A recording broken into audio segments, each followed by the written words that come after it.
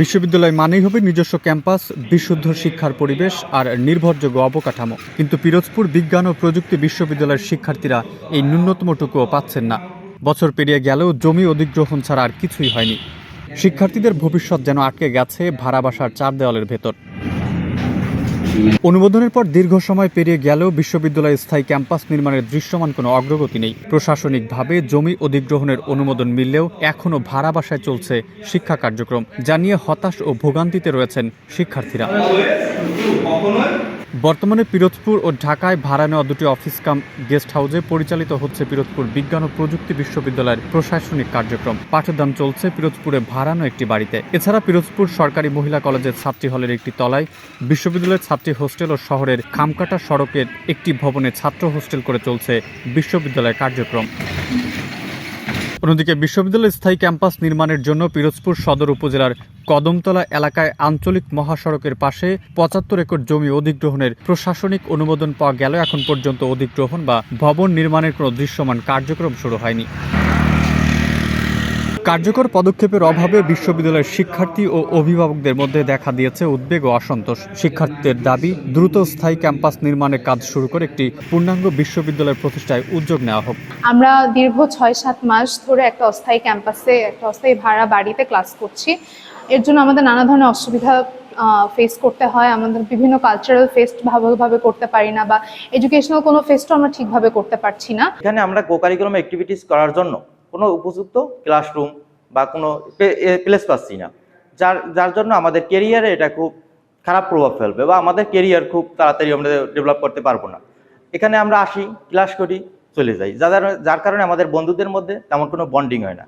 একটা ক্যাম্পাস থাকলে আমরা নিজেরা বসে আলোচনা করতে পারি, ডিসকাস করতে পারি, গ্রুপ ওয়ার্ক করতে পারি, রিসার্চের কাজ করতে পারি। শিক্ষার্থীরা জানান, নিজস্ব ক্যাম্পাস ছাড়া শিক্ষার্থীরা কোথাও সুরক্ষিত নন। অন্যদিকে দুইটি ব্যাচের ক্লাসের জায়গা দিতে অসুবিধা হচ্ছে, যেখানে পরবর্তী ব্যাচ আসলে ক্লাসের কোনো ব্যবস্থা থাকবে না।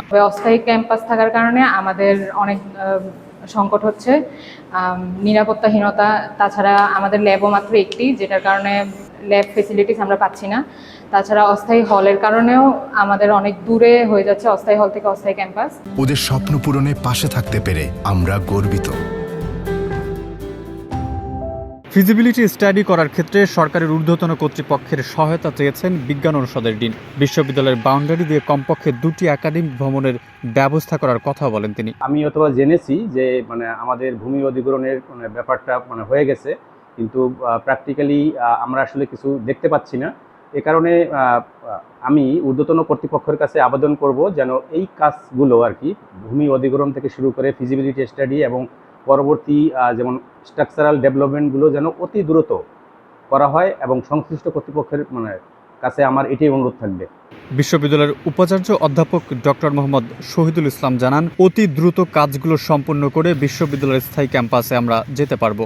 পিরোজপুর বিজ্ঞান ও প্রযুক্তি বিশ্ববিদ্যালয়ে ডিপিপি যেটা আমরা পেয়েছি, যেটা নিয়ে আমরা বর্তমানে কাজ করছি, আমি আশা করছি যে আমাদের যে টার্গেট জুন 2026-এর মধ্যে আমরা এটা সাবমিট করতে পারবো, এবং সেটা প্রক্রিয়াধীন আছে।